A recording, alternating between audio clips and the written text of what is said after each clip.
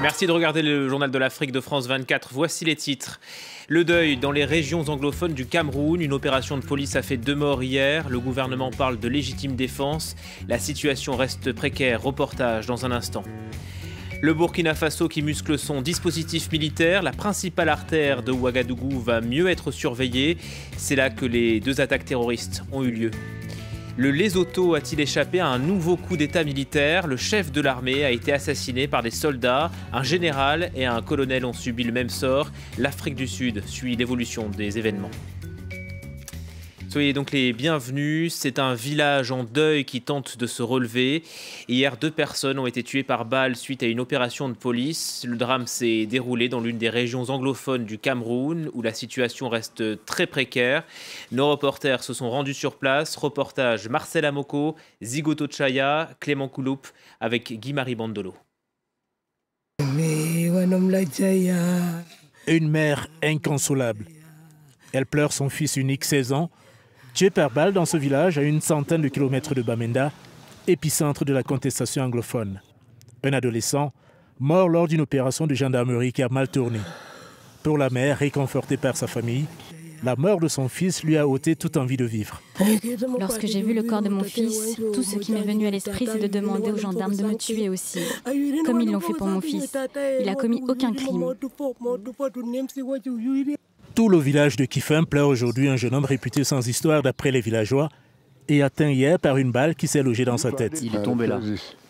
D'après son oncle, la victime, élève au collège, tentait de se cacher quand il a été atteint par une balle aux premières heures de la matinée sous les yeux de son parent. Cet enfant fuyait lorsqu'il a vu que les tirs de gendarmes visaient cette maison. C'est alors qu'un gendarme lui a tiré dessus.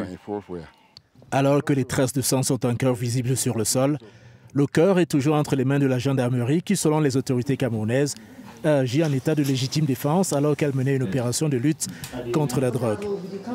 Le responsable de la gendarmerie a été suspendu. Ces incidents ont fait 2 morts et 4 blessés, dont l'un se trouve dans un état critique. Parmi ces blessés, Eugène, qui a été transporté dans cet hôpital et qui lie cet incident meurtrier à la tension persistante dans les régions anglophones. La situation n'est pas bonne. Même s'il y a des problèmes, je pense qu'il faut trouver des solutions, au lieu de nous tirer dessus comme ça. Si le calme est revenu, la colère reste intacte dans les régions anglophones, secouées par des revendications linguistiques et politiques depuis plus de 11 mois. Le retour au calme au Gabon. Lundi, la journée a été mouvementée. L'opposant Jean Ping voulait organiser un meeting pour remobiliser ses troupes. Il ne reconnaît toujours pas la victoire d'Ali Bongo à la présidentielle. Le rassemblement a été empêché par la police. Les partisans de Jean Ping ont donc entamé une marche. Elle a aussi été dispersée à Libreville. Écoutez ce témoin membre de l'opposition proche de Jean Ping. Je ne suis pas content du tout parce que je suis venu pour écouter le meeting du président. Malheureusement, tout est barricadé et nous sommes dans un état de siège permanent. Or, la démocratie, il faut bien qu'il y en a qui contestent, il y en a qui gèrent le pays. Malheureusement, on ne sait pas ce qui se passe. Pour quelqu'un qui a été élu, on suppose qu'il n'a pas peur de tout ça. Malheureusement, on se rend compte qu'il a vraiment peur. La grande mode des sanctions, une nouvelle résolution a été adoptée par le Conseil de sécurité de l'ONU. Elle vise ceux qui entravent le processus de paix au Mali. Pour l'instant, aucun groupe ou personne n'est identifié. Le texte prévoit la possibilité d'interdiction de voyage ou encore des gels d'avoirs. Le nord du Mali qui n'est toujours pas sécurisé. D'ailleurs, un véhicule de la MINUSMA a heurté un engin explosif ce mardi dans la région de Kidal. 2 casques bleus ont été tués. 2 autres blessés. Le paysage sécuritaire qui est en train de changer au Burkina Faso. Après l'attentat du 13 août, les autorités annoncent de nouveaux dispositifs, des patrouilles, des contrôles d'identité, le tout le long de la principale artère de Ouagadougou, là où les attaques se sont concentrées. Nicolas Germain. Ils sont venus nombreux pour écouter le ministre burkinabé de la Sécurité. Il a convié les riverains et les gérants des restaurants et magasins de l'avenue Kwame Nkrumah, la principale artère de Ouagadougou, là où une attaque a fait 19 morts le mois dernier. Le ministre Simon Compaoré a promis un nouveau dispositif sécuritaire. Dans les mois à venir, vous verrez de visu toutes ces améliorations qui vont faire que, au lieu de fuir Kwame Nkrumah, on va accourir vers Kwame Nkrumah parce qu'il fait bon vivre, on mange, on boit, on se réjouit sur cet avenir. Les vendeurs ambulants de l'avenue affirment avoir un rôle à jouer pour améliorer la sécurité dans la capitale. C'est nous tous qui est la sécurité. C'est tout le monde qui est la sécurité, selon moi en tout cas. Puisque quand on dit les forces de l'ordre, ils ne peuvent pas être dans leur caserne, savoir ce qui passe ici. Mais c'est ceux qui sont ici qui peuvent donner l'information. En 2016, à quelques dizaines de mètres de l'attaque survenue au mois d'août, un autre attentat avait déjà coûté la vie à 30 personnes. Depuis la chute de Blaise Compaoré en 2014, le Burkina Faso a connu de nombreuses attaques djihadistes. Compaoré avait dirigé le pays pendant près de 30 ans d'une main de fer avant d'être balayé par un soulèvement populaire.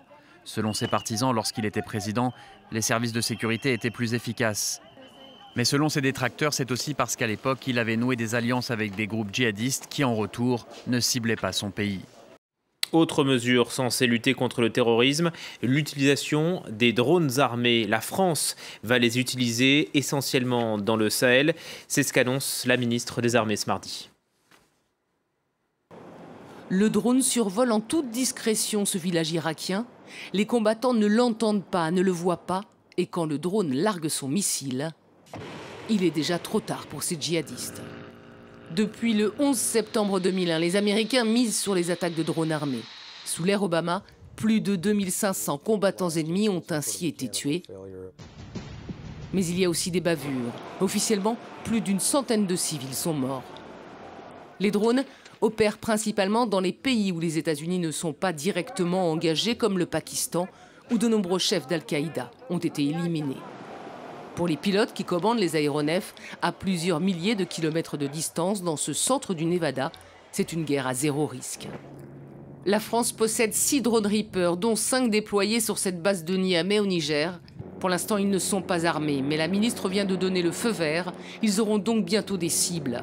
Jusqu'à présent, ils effectuaient des missions de surveillance, principalement au Sahel, dans le cadre de l'opération Barkhane.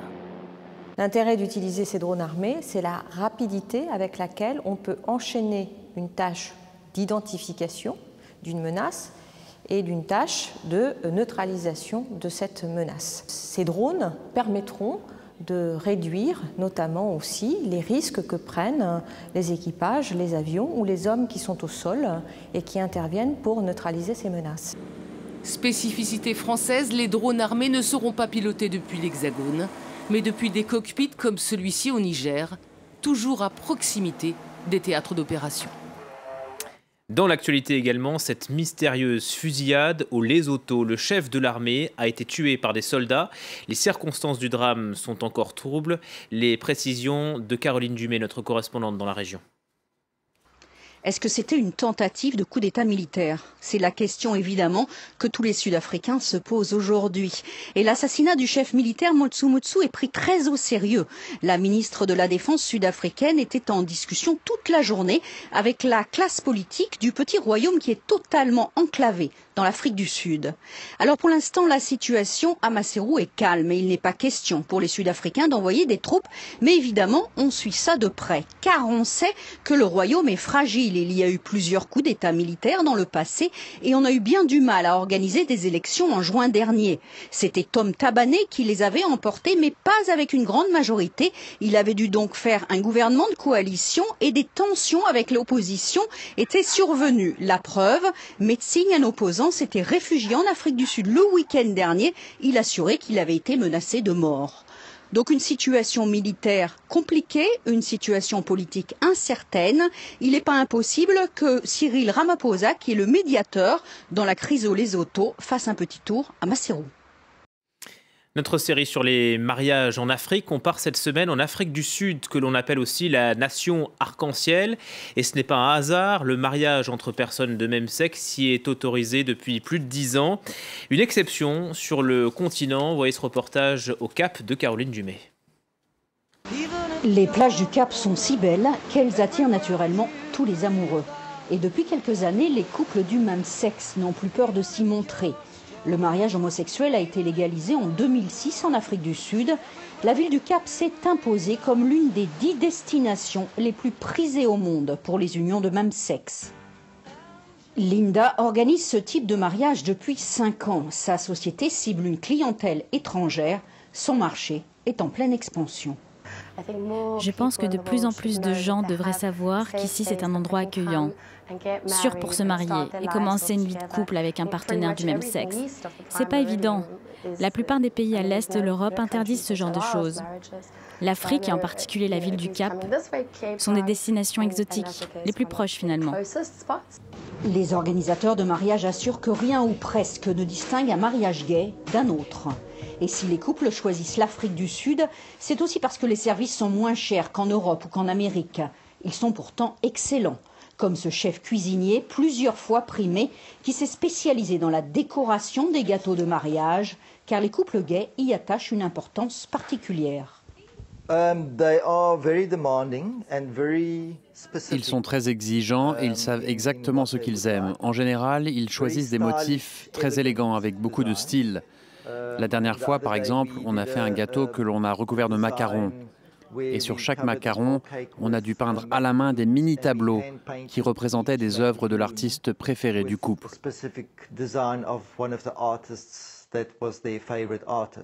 Wade fabrique 700 gâteaux de mariage par an. C'est 2 fois plus qu'il y a 5 ans.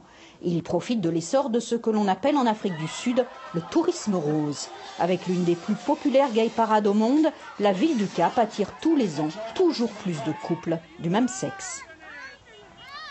Allez, on termine avec les éliminatoires de la Coupe du Monde de foot. Et ce soir, le Mali rencontre le Maroc en match retour. L'aller a été plus que compliqué pour les hommes d'Alain Giresse. Ils ont été menés 6-0. Les supporters réclament la démission du sélectionneur. On écoute ces quelques témoignages de supporters historiques au micro d'Anthony Fouchard.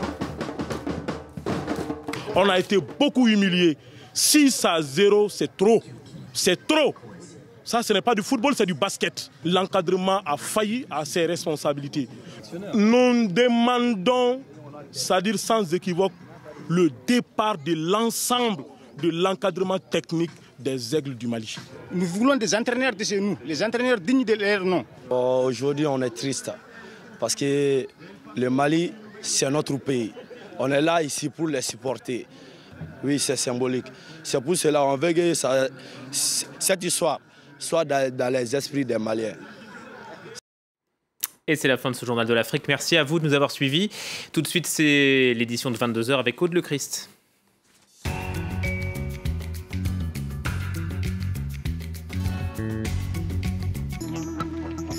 Billet retour, présenté par Vincent Roux. Le 30 mai 1967, le général Ojukwu proclame la République du Biafra, déclenchant ainsi une guerre avec le Nigeria dont elle faisait partie. De 1 à 2 millions de morts, des images d'enfants décharnés font le tour du monde. C'est la naissance du droit à l'ingérence humanitaire. Population affamée, forces armées acculées, la République se rend en 1970. Aujourd'hui encore, la guerre hante les corps et les esprits.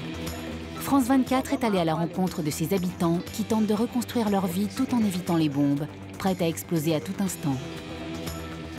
Billet retour, à regarder sur France 24 et France24.com.